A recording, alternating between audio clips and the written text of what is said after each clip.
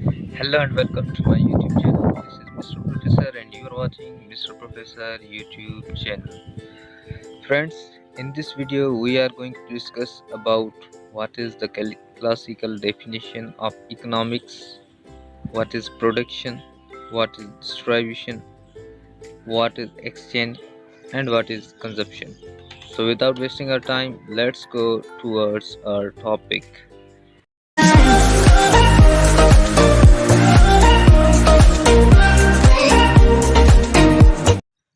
So, classical definition of economics. The classical definition of economics was given by Adam Smith in 1776. यानी कि जो classical definition थी economics की वो जो है एडम स्मिथ ने दी थी और यहाँ से जो है इकोनॉमिक्स की शुरुआत हुई थी. He is also known as the father of economics. और जो प्रोफेसर एडम स्मिथ थे जिन्होंने जो है क्लासिकल डेफिनेशन दी थी इकोनॉमिक्स की, उन्हें जो है फादर ऑफ इकोनॉमिक्स भी कहा जाता था क्योंकि सबसे पहले जो इकोनॉमिक्स की डेफिनेशन थी वो जो है एडम स्मिथ ने दी थी.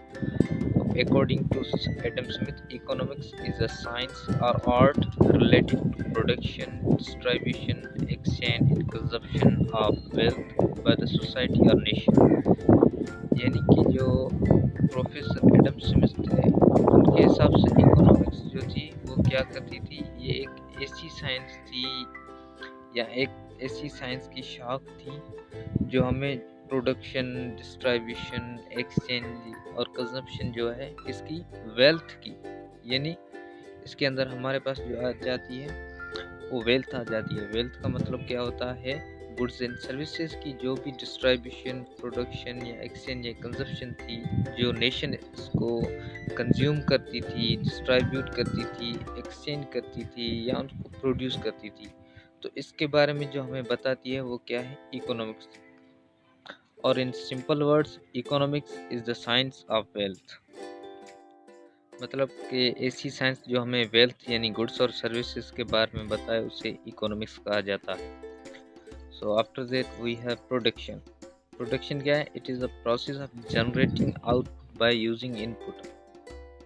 ये एक ऐसा प्रोसेस है जिसमें हम आउटपुट जो है वो जनरेट करते हैं इनपुट को मिलाकर, यानी कुछ चीज़ों को मिलाकर जो हम आउटपुट जनरेट करते हैं उसे प्रोडक्शन कहा जाता है. और इसके कुछ फैक्टर्स हैं जिनमें से जो पहला है वो लैंड है. It is an important factor of production. The upper area is used for cultivation, livestock and business known as soil. यानी कि जो अपर वाला हिस्सा है लैंड या अर्थ का वो हम इस्तेमाल करते हैं कल्टीवेशन, लाइव स्टॉक, बिजनेस वगैरह वगैरह के लिए इस्तेमाल जो करते हैं उसे हम सॉइल कहते हैं. The inner area contains natural resources. और बाकी जो निचला हिस्सा होता है वो क्या, नेचुरल रिसोर्सेज कंटेन करता है, जिसमें हमारे पास कोल आ जाता है या पेट्रोलियम आ जाता है, गैस आ जाती है या गोल्ड आ जाता है. ये जो है इनर एरिया है अर्थ का. After that we have labour, any mental और physical activity done for the purpose of reward. ठीक है, कोई भी मेंटल हो या फिजिकल एक्टिविटी हो जो हम रिवॉर्ड के लिए करते हैं उसे जो है लेबर कहा जाता है.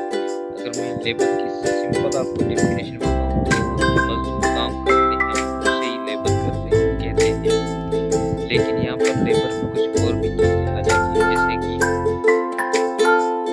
मशीनरी वगैरह जो हम इस्तेमाल करते हैं लेबर जो होती है. After that we have capital. Capital man made resource. मतलब सिंपल इसको करूँ तो उसका मतलब होगा कि ये जो इन्वेस्टमेंट करते हैं उसे जो कैपिटल कहते हैं. After that we have organisation.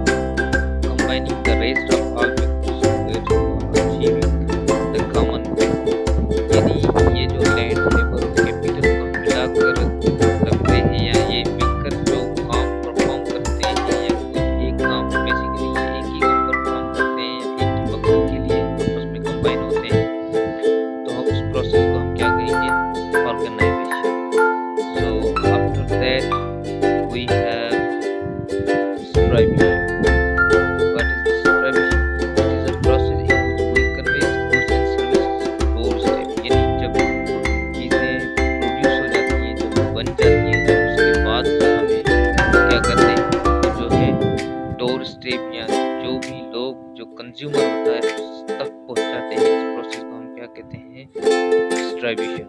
उसका मतलब होता after that we have exchange, to give something for receiving something, यानी हम कुछ चीज़ें देते हैं, कुछ चीज़ें लेने के लिए।